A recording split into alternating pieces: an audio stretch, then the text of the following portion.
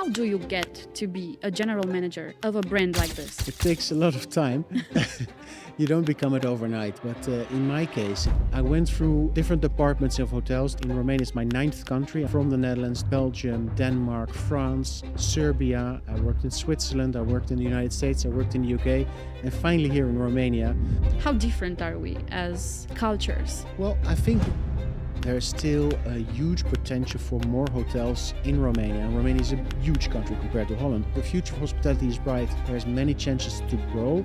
How was for you this experience in hotel school? What I see today and compared to when I was a student, things have changed. There's a lot of information available online where you can actually read about lots of companies, about their mission statement, their values, what they stand for.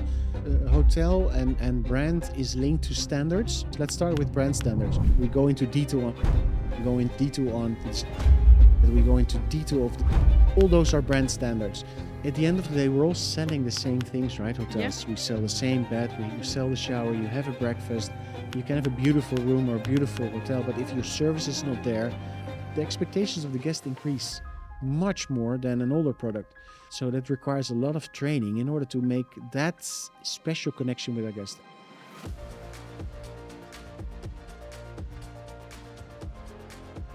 Hello everyone and welcome to the Expert Hour, a brand new podcast as an initiative of the Bucharest Business School and ASE. Here we are today in an amazing place, so let me just thank to our partners in this mission to InterContinental Athénée Palace Bucharest, because today with me I'm here with the General Manager of InterContinental Athénée Palace Bucharest, Nicolaas Houwert. Welcome and thank you so much for being here. Thank you for having me, for inviting me today on this podcast. Very exciting. It's so nice to actually be here today when we were talking about making this happen. Here's the reality of our proposal and also our mission. We are going to talk today about hospitality and what it means to actually create a brand that is able to really check the time value and to actually penetrate the market in a way that people recognize it. So let me get into it and ask you, Nicolaas, how do you get to be a general manager of a brand like this? It takes a lot of time. You don't become it overnight. But in my case, in my specific case, it took me a few years to figure out what I wanted to study. And once I knew that hospitality was my passion, I followed my path going through hotel school, and through those steps after hotel school, coming into the real world, I saw that one day I wanted to be a GM of a hotel. And I didn't know at the time when I was a student how I would get there and how fast I could get there. But throughout working in the industry, I learned that is my ultimate goal. And I achieved it when I was almost 30. So before my 30th, I became general manager for the first time.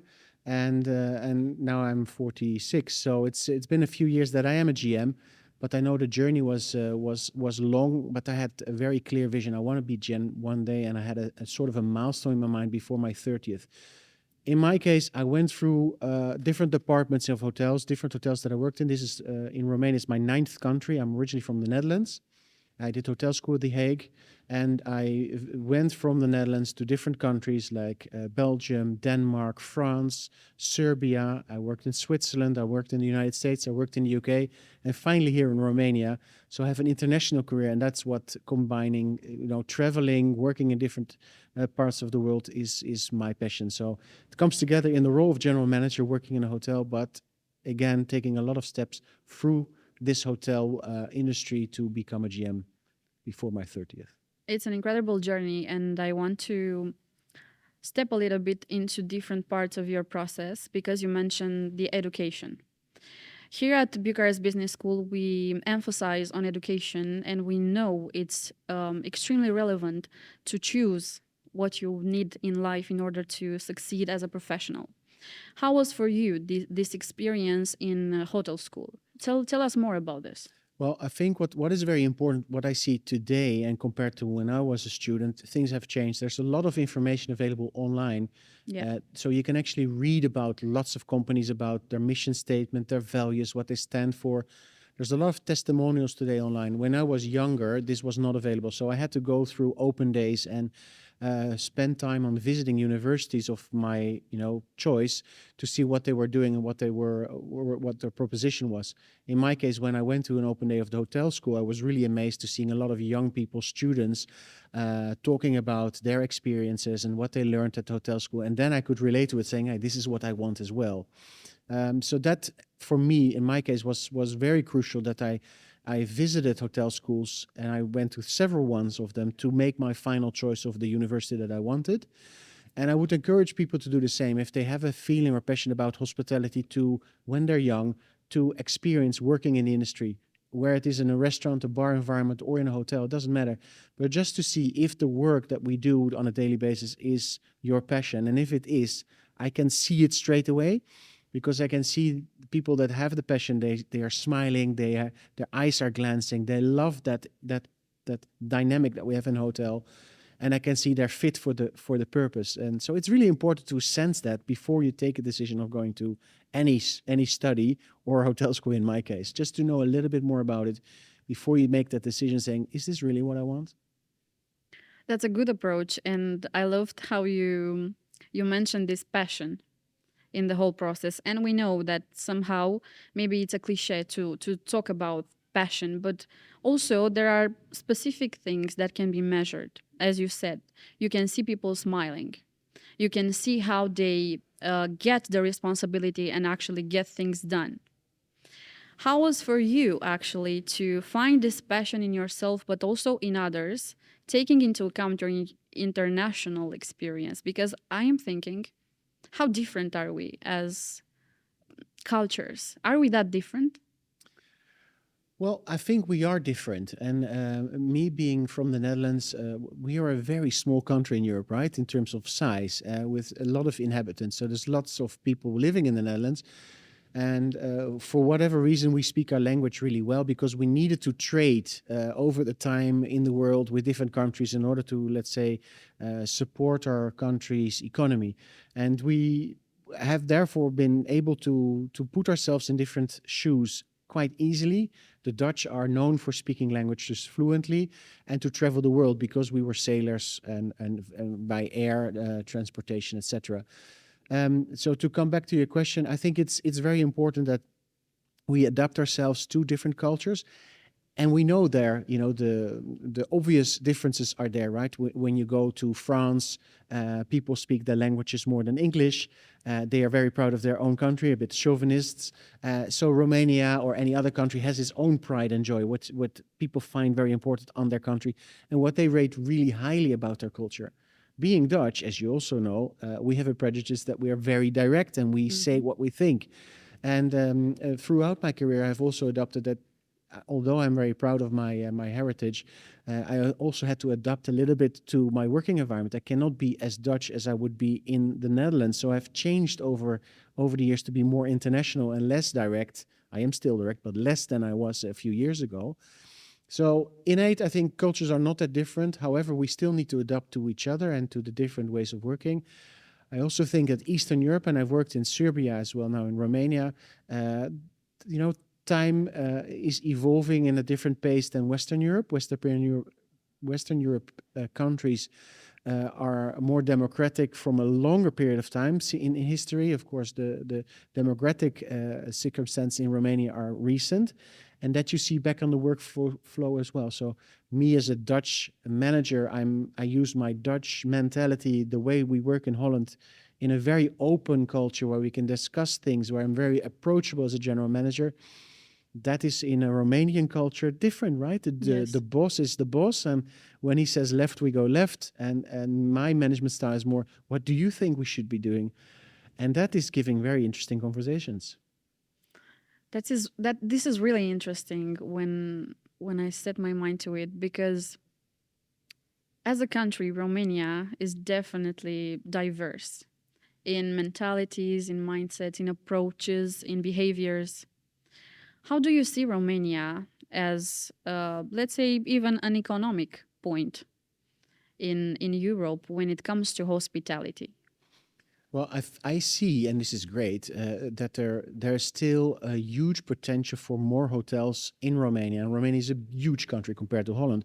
It's much bigger, right? The sixth largest country in Europe. So Bucharest is, as a capital, we have lots of hotels. I still think there's space for more, but when I travel through Romania, I see, for example, that the Black Sea side, there's not Yeah. so many branded hotels. So I think for the future of hospitality is bright. There's many chances to grow and to have more hotels.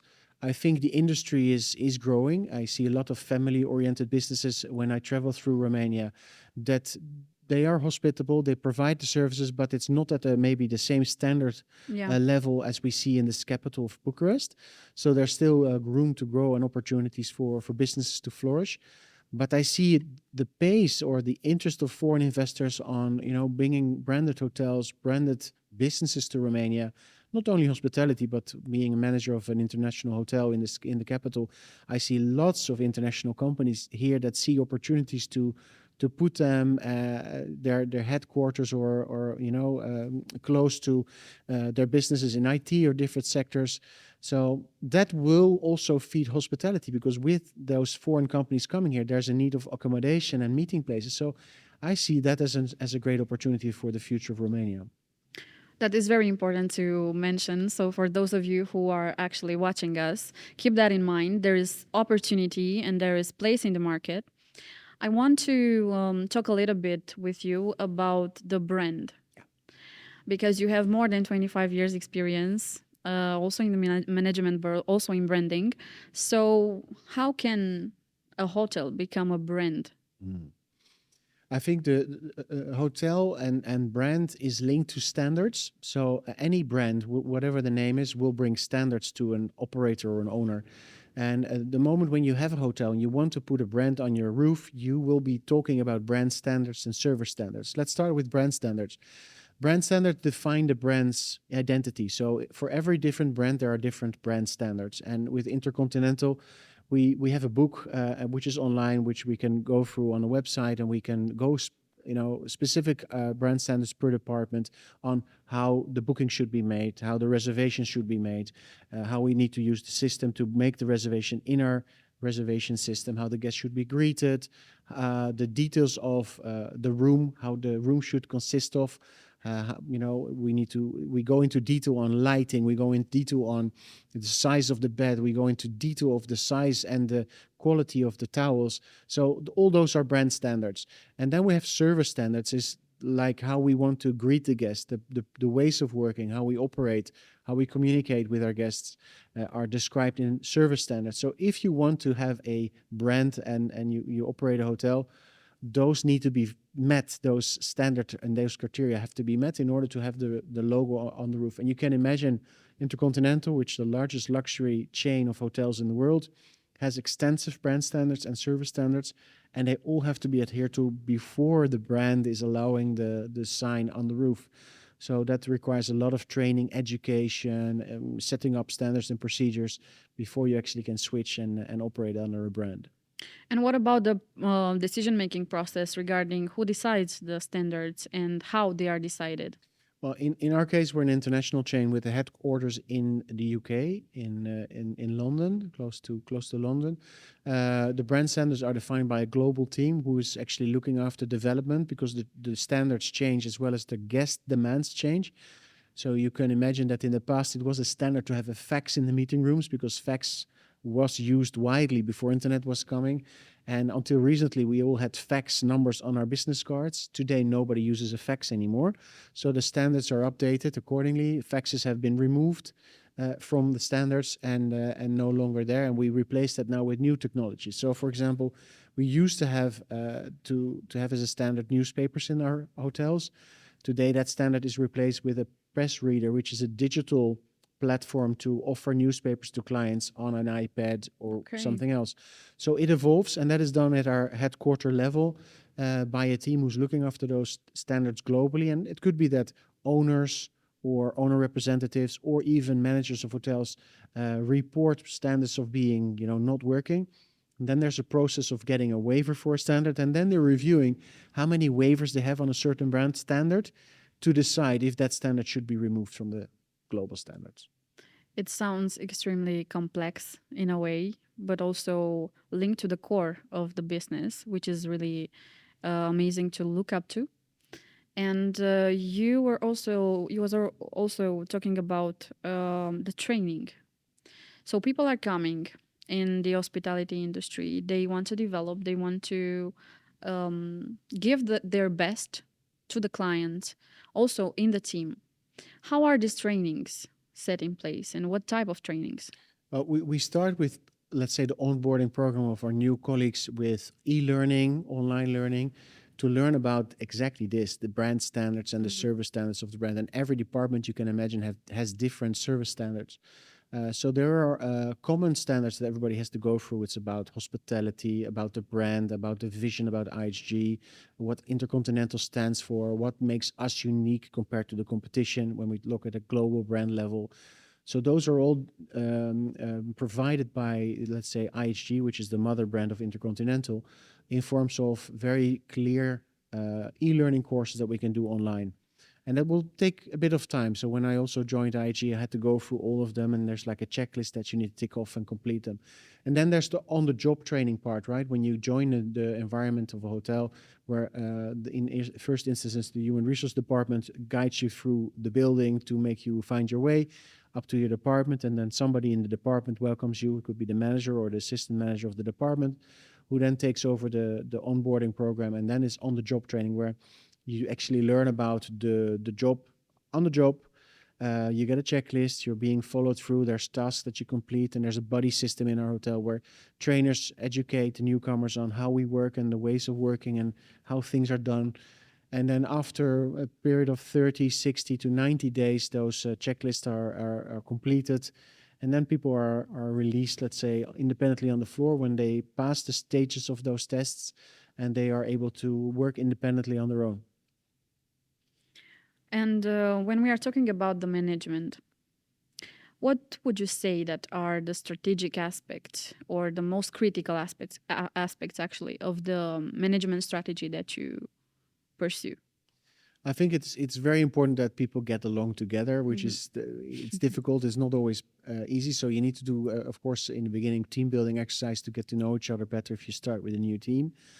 In our case, the team has been working together for a long time, and I've added people to the management team over time from different parts of the industry or even the world, creating a diverse working environment. So not only Romanian, but I have also a Lebanese and a Ukrainian, and myself being Dutch in the team. So we have different views and different points of experience from our backgrounds. And for me, it's very clear to have a very open dialogue and clear communication. So I encourage a common approach where we are able to, exchange views and discuss with each other. I'm there to challenge each other as well. I think it's good to challenge each other on how can we make the experience to the guest better or the experience for the team better. A strong team is working well under pressure, because you can imagine there's lots of moments where things change last minute in a hotel, where we have a VIP arrival that's announced on a very short notice, or there's a change in the program of an event where we need to set up the meeting room in a different format, or there's a last minute cancellation where we need to work as a team together. So under those moments where we work under pressure, you see how well a team works. So it's mostly under the critical moments where we need to, it's very operationally. We had to do a catering the other day of 800 people, and everybody offered their help to support the execution of this catering. And it's wonderful to see people from the finance department also on the floor and the catering, helping out and working as one team. And that is, if that happens, you have a magic situation where everybody's helping out and under the good of looking after the guest experience. And that is a unique situation if you have that. I want to approach something that you mentioned about challenging people. It's extremely important as a process of development to be challenged at work and really get out of your comfort zone. Also, to receive this openness of doing things differently. How do you perceive this openness in general in terms of differences in age of your employees and basically in the industry actually? I find it. I didn't think about it that much, because I still think everybody is at the same. They come to work for same reasons, to and my motto, how I work with my hotels, that I put the guest first. Everything is around the guest, right? So we are guest centric in our ways of working, and that doesn't matter what generation you're from. Everybody understands that the guest needs to be looked after first, and then we can have our arguments about who's right and what should be done first, and so on and so forth. I do tend that there is a bit of an tendency to talk about the younger generation in looking down at them, saying, well, they don't want to work and they're impatient. They want to be a manager today, and they see themselves as taking over a managerial position without any experience. And the, let's say, more experienced older generation is looking at that differently, right? They, in some cases, have done the same job over years for many years, and they've been doing the same job Exactly. over years and time. And actually, I love that we have both of those elements, or different generations, working together, because that makes us unique. And you can see that, let's say, the generations that have worked here longer are very calm when it comes to crisis management, fire alarms, or evacuations, or things that are happening which are sudden, because they're calm and they have experienced it before. They know that things will go well and they don't panic. So that is when experience comes into play. But I also see a younger generation which is at ease with technology and is, looking for opportunities to work smarter. So I've been trained on GPT by a colleague, and showing me how easy it is and how much time I could save. So I'm really happy that let's say the new generation is also helping me in getting to know the new technologies that are out there, and not to become a dinosaur and thinking it's not my cup of tea. So I think it's really good that let's say, different generations learn from each other. When we do brainstorming exercises or we want to come up with something new, we try to put departments, representatives from each department in a group, and we also want to have different generations, and that's when the best comes out, where the new people come up with their ideas, suggestions, and the people with from a different generation can add value, can shape the conversation, or can say, well, we've tried this and maybe we should do something different this time. So that's where the best decisions are formed, when we do it together. Nicolaas, how do you foster culture of excellence in your staff? Because you were talking about standards and about quality. Yeah, I strongly believe in continuous improvement. So I say to my team, and I think we're Olympians when it comes to hospitality, right? I am very competitive. I want to win, in the sense that I want to be very good in what I'm doing. And I'm really proud that we are number one on TripAdvisor in the first year of rebranding this hotel, which Congrats. it's an amazing job, because that's so difficult. And that's based on guest feedback that rate us very highly on the stay in the hotel. So that's really good. And the way of getting there for me is to really analyze the feedback that we get from our guests, and to drill down to the root cause of why mistakes or issues happened and how it occurred. So if a guest is not happy with their stay, which also happens, I want to take time in the morning meetings to discuss these issues and to understand why it happened. What went wrong? Was it a trend? Was it a one-off? Was somebody having a bad day? Was it an incident, or was it something that occurred more often? And by really focusing on those issues and trying to correct them when you can improve the service levels daily. And by doing so, I also encourage people to make the guest journey special. So I want to create memorable experience for the guests. And we incentivize our team of creating these type of opportunities, right? If somebody says, okay, by the way, my boyfriend's birthday is tomorrow, I want the team then to react and create a cake that we can send to the room with his, which is a special surprise. Those moments we celebrate together if it works. And the guests are super surprised if those things happen. So we foster culture of delivering brilliant moments to our guests, and we celebrate those opportunities together when we get feedback from our clients.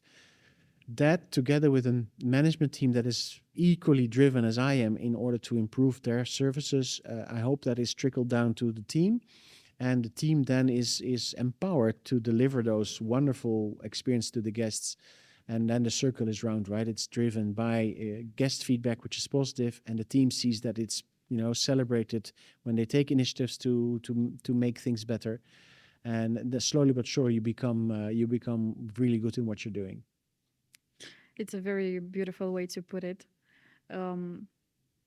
because you mentioned about moments. Because when I'm thinking about hospitality, I'm also referring to having a place where other people can take care of you, can show you that you count, can really understand your needs to make the leisure really be what you expected and even more. Something that I believe the really successful brands are doing is actually delivering more than they promise. Here, I actually had the opportunity and the great time to interact with the staff, and they are absolutely incredible. They, as a core valued principled people. Hmm. So I want to ask you, how do you find the right fit for the job? When do you know that someone is the right fit? I think on many different levels you can have that, but I go through if people approach me or I see a CV, I look very quickly on how the CV is laid out. So I'm visually trained to look at who has a who can translate their desires to work for a hotel like ours on paper when it comes to resumes. But then more importantly, when I meet the person, I want to see the excitement of coming through the door, because this is a special hotel. It's a landmark property in Right. Bucharest. So it's quite, when the first time when you come through the doors, it's impressive. And I want to feel that the colleagues are like, wow, imagine I could work here. That is the feeling that I want to sense. I want to feel that they're proud of being able to work for a great hotel like this hotel. And when I feel that is the case, that's a starting point when you can see that there's a little bit of humbleness about, like, maybe one day I could be part of this team. And then the mindset is different, right? Because they want to give the idea that they're really keen on working here. And then there's a little bit of chemistry that happens where you Yes. say, okay, wow, the way they think about how the hotel could work, or how they could see themselves being part of the team. I like when people have done a little bit of their research about the history of the building, and they know what the Athénée Palace stands for in so many years of being in a hotel. So that they've done their homework and they're able to impress me with the things that they know about hotel.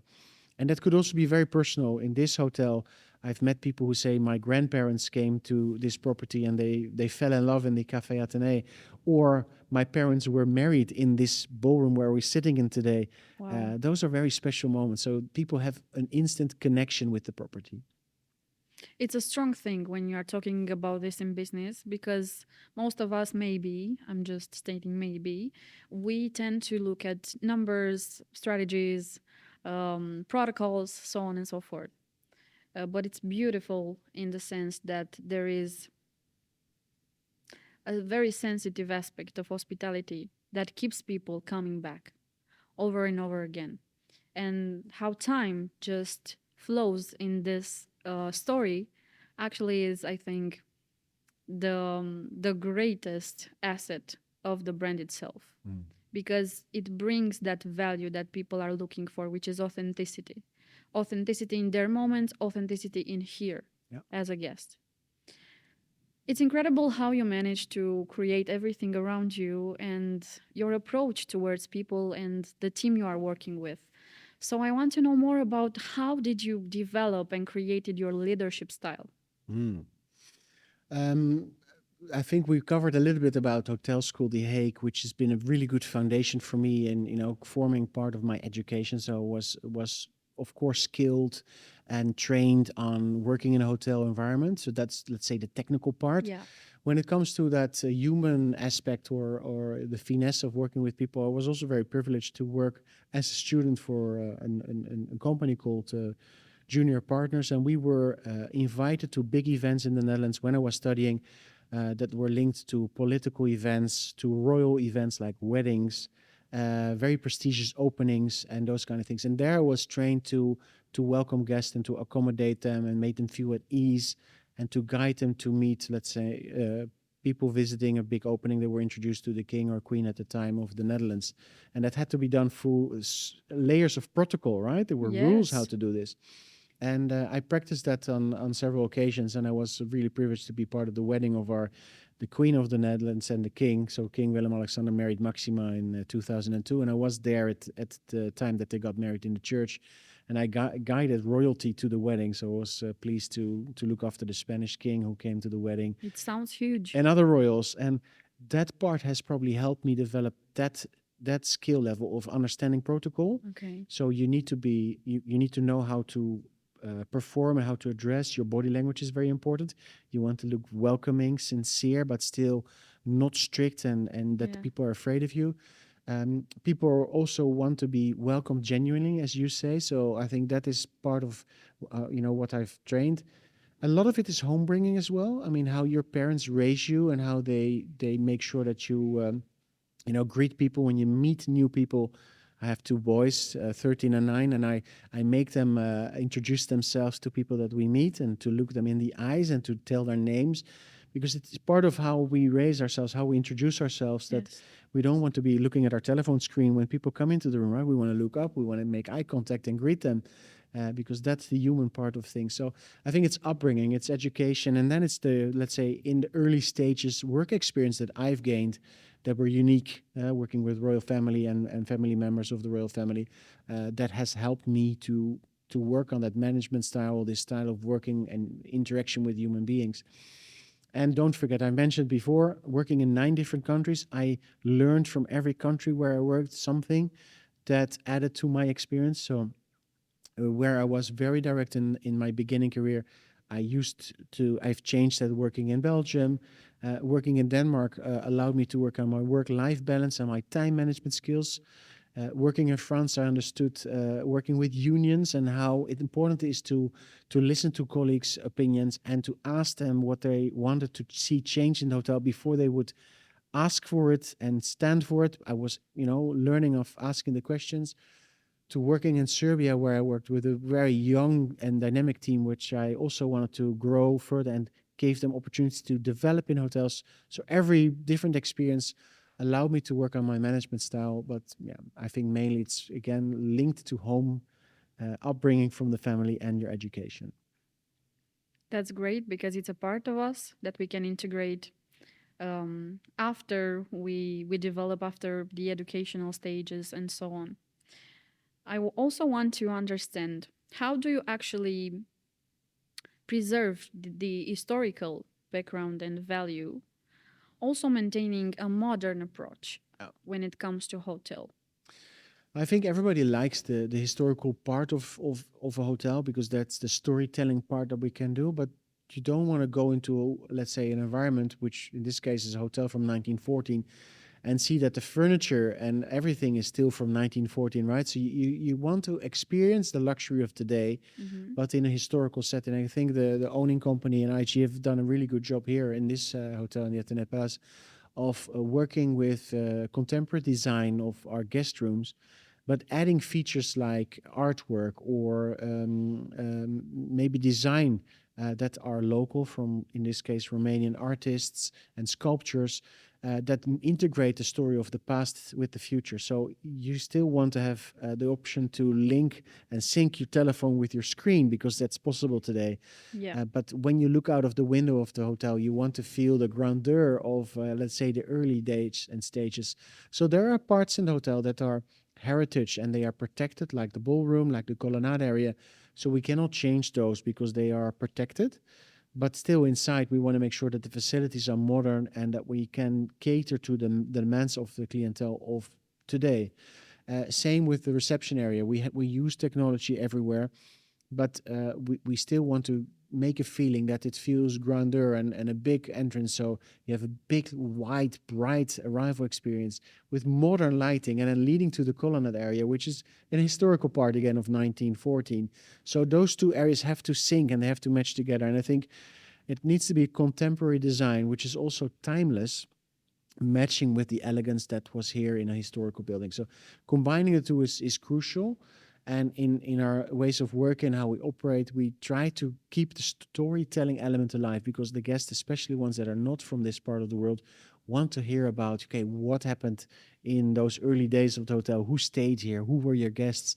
And we have a special corner in the hotel talking about, let's say, the VIPs and all the important people that stayed here so that people can inspire by saying, wow, I'm staying in the same hotel as Yeah. Michael Jackson or other famous people.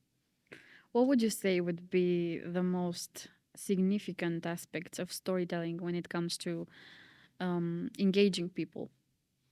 I think, and this is what some people say, Nicholas, you have a great hotel. I'm sure everything is a success what you do there. But at the end of the day, we're all selling the same things, right? Yeah. Hotels. We sell the same bed. We sell the shower. You have a breakfast. You can have a beautiful room or a beautiful hotel, but if your service is not there, people would complain about the hotel. And I worked also in a hotel in the past that wasn't renovated or as beautiful as this, and we had to work really hard in order to exceed, let's say, the poor surroundings or environment that I worked in at the time with service levels. So to answer your question, I think it's a combination of both. Yes, a great renovated hotel is beautiful, but the expectations of the guest increase Yes. much more than an older product. So with those increased expectations, people also want to then almost be treated like royalty here or VIPs when they come through the door. Everybody wants to be recognized. They all want to be feeling important and that they are not a number. So that requires a lot of training in order to make that special connection with our guests. And don't forget, we have 283 rooms. It's not that we're a small boutique hotel. We need to try to give the individual experience to our guests, but at the same time, we have a lot of arrivals every day and departures every day. So it's a big hotel to manage, and to create that personalized service. That's the challenge of us on a daily basis. Wow. It's a bit tricky when you think about this in this way. And I want to challenge you because we were talking about challenges if you agree. So I want to know what is for you or what was for you a management crisis that you managed to pass because of education. Mm. I think I go back to the time where I was in Paris. I was working in a hotel at the airport of Orly, and this was in the time when we had terrorist attacks in Paris. It's not a nice subject, unfortunately, but this is something that happened. And at the time of this panic period, where the security rules in France were raised to the highest level, everyone was quite concerned what could happen next. There was an attack at the airport of where I was working at the time, and then a whole plan came to life of locking down the airport, which was on national television at the time in France.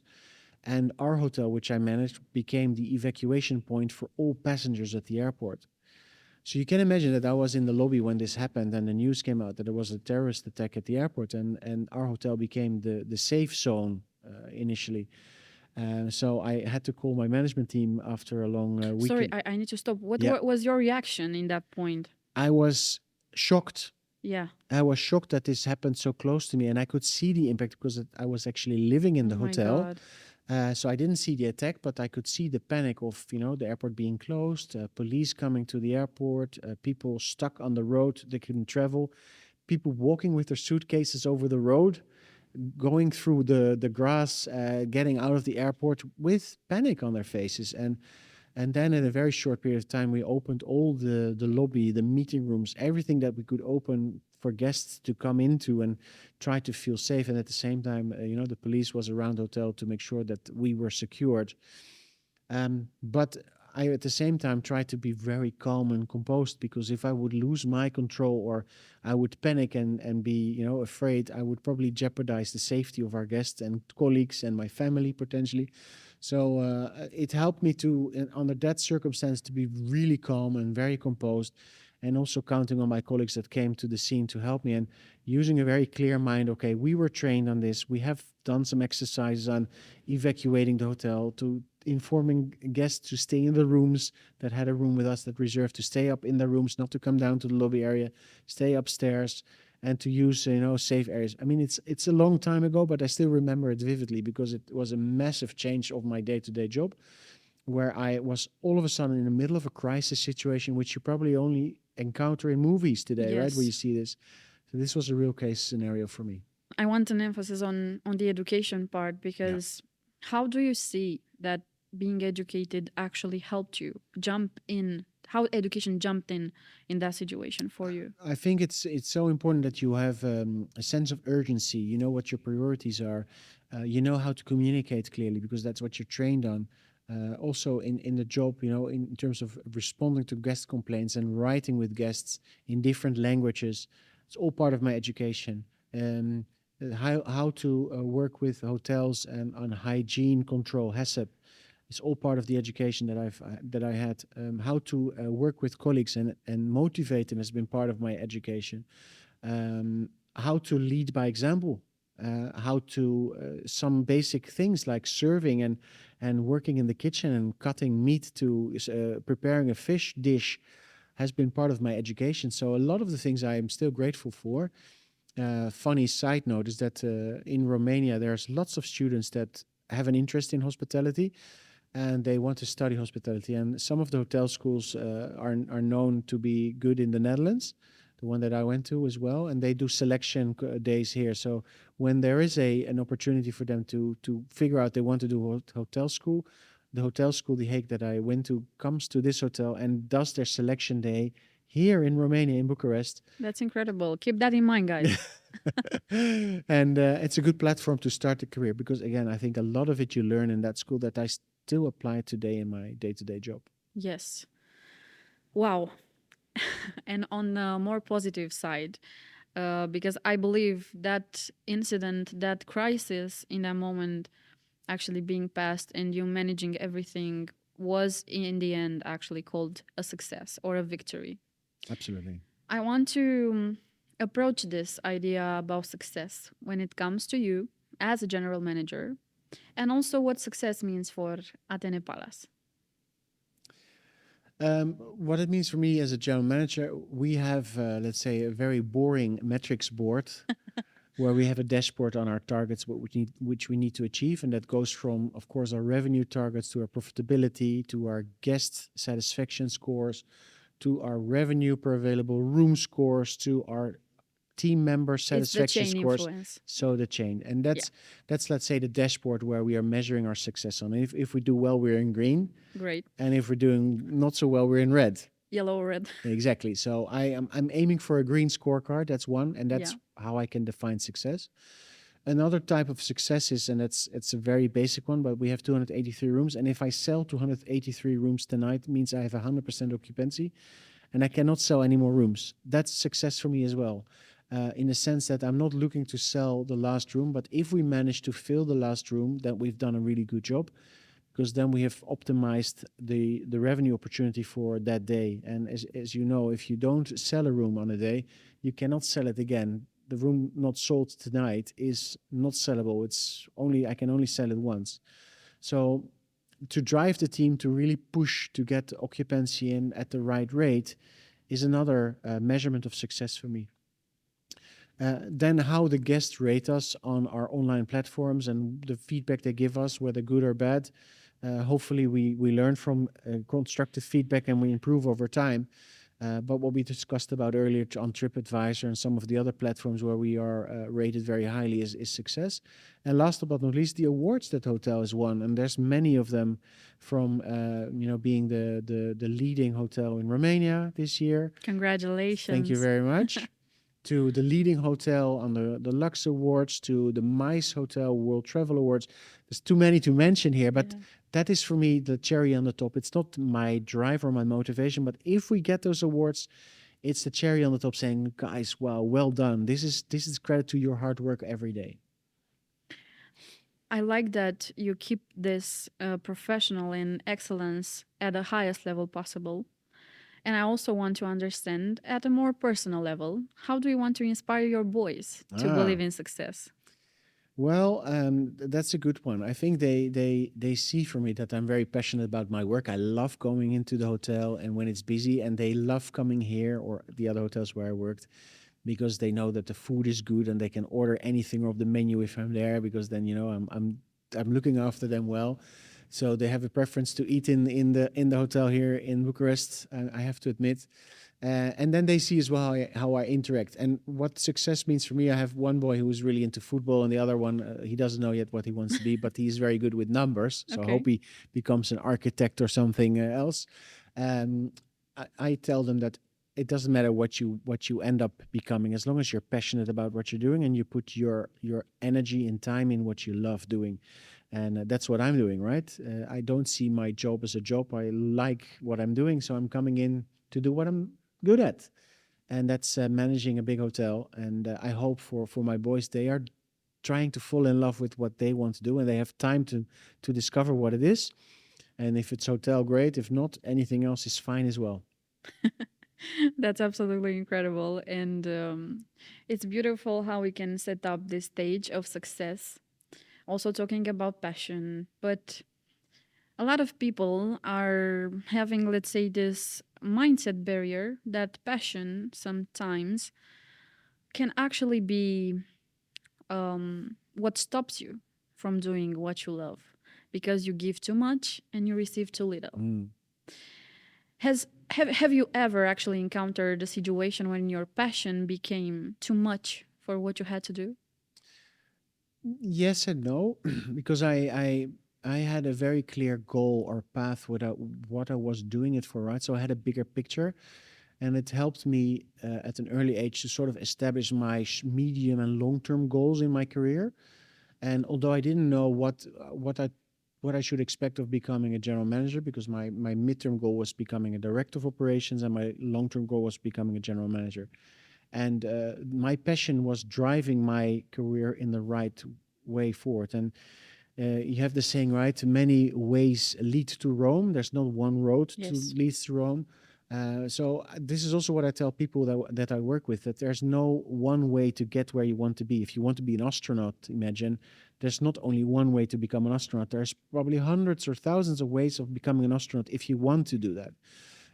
And I don't even know what is the best or fastest way. You will figure it out yourself if this is your passion. So I strongly believe if you're really passionate in what you're doing, you would also excel because you will reap benefits from what you're doing. And maybe you don't see it instantly, you don't get the gratification instantly, but it should help you going to work and making a difference, whether it's for yourself, your colleagues, or the people you work for. There should be something that inspires others. And I'm sure that some of us are frustrated in the early stages of a career of not getting, Yeah. we're not seen, we're not thanked for the work we do, or we're undervalued in terms of salary and job title. But I still think that working constantly and driving performance over time will be seen and will be noticed. And if you feel that you're in the wrong place because your passion is not taking you where you want to be, then please change. There's nobody telling you to stay where you are if you are unhappy. So find a culture, find a climate in the work environment where this passion is recognized and celebrated. Because in my case, that's what kept me in the business for so long. You inspired me thinking about goals and about ways in achieving those goals. Because what I see in our generation, and I'm talking here for Gen Z, is that sometimes we set up a goal and we are maybe inclined to approach one only way. When that way is not helping us reach that goal, we diminish the goal. We don't keep the goal and change the way. We give up or diminish it. Interesting. I see this approach in personal life, in professional life. You can call it a lack of responsibility in different contexts. You can call it a lack of maturity. But what is it at the core of actually achieving what you want? It's believing that any way is going to show you how can you do better.